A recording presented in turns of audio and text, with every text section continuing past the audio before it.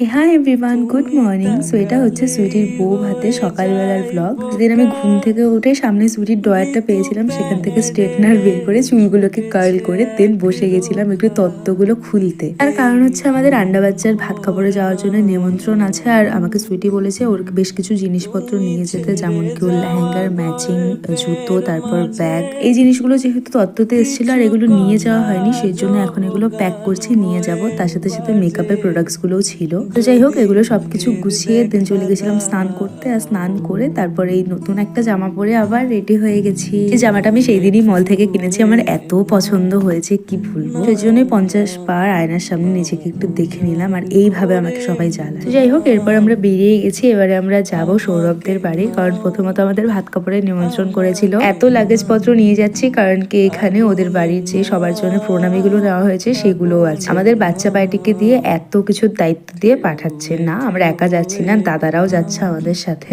প্রথমে তো গিয়ে সবার সাথে একটু পরিচয় করলাম, আর তারপরে চলে গেছিলাম আমাদের কনের সাথে দেখা করতে। আর এই যে আমাদের কনে রেডি, উনি তো ন্যাচারালি সুন্দর, সাজার কোনো প্রয়োজন পড়ে না, তবুও একটু সেজেছে। যাই হোক, এরপরেই তো আমরা নিচে চলে গেছিলাম, আর ততক্ষণে ভাত কাপড়ের আয়োজনও হয়ে গেছিল। প্রায় 2টো বাজে, অলরেডি দেরি হয়ে গেছে। আর কতটাই বা দেরি করবে বলো। তো এরপর কাকিমণি একের পর একটা পদ তো এনেই চলেছে, থালে আর রাখার জায়গা হচ্ছে না। কোনো রকম ভাবে শুধুমাত্র ম্যানেজ করা গেল। তো যাই হোক, এরপরেই তো শুরু হলো ভাত কাপড়ের আসল নিয়ম। আমাদের সৌরভ নিল আমাদের সুইটি রানীর ভাত কাপড় সবটার দায়িত্ব, আর আমাদের সুইটি রানী বলেছেন মানে ওনার বরমশাই এবং তার পুরো পরিবারের ভালো রাখার দায়িত্বটা উনি নিয়েছেন। এই মুমেন্টগুলো কিন্তু খুব সুইট, তাই না বলো?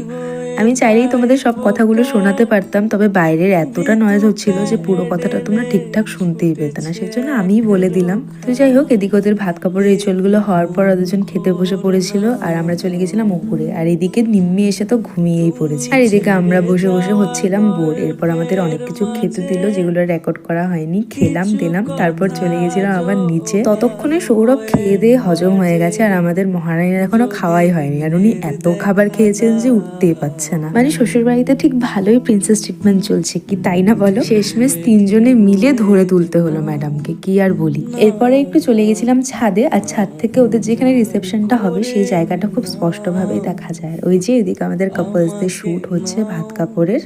তো যাই হোক, তারপর আমরা একটু পরেই চলে এসেছিলাম, কারণ যেহেতু রাতের জন্য আবার রেডি হতে হবে, তো ফুল টুল কিনে চলে এসেছিলাম বাড়িতে এসে একটু রেডি কি হব সেটার কি রেহাই আছে, আবার বসে গেছিলাম তত্ত্ব সাজাতে। মানে কোনো কিছুতেই কোনো শান্তি নেই, একটা তত্ত্ব সাজাতে নাকি এতগুলো মানুষের প্রয়োজন হয়। শেষমেশ নিজেকে তো হাতটা লাগাতেই হলো। তো যাই হোক, এরপর রিসেপশনে কি কি করলাম সেটা জানতে হলে তো পরের ব্লগগুলো তোমাদের ফলো করতে হবে। আজকের ভিডিওটা এতটুকুনি রাখি, দেখা হচ্ছে নেক্সট কোনো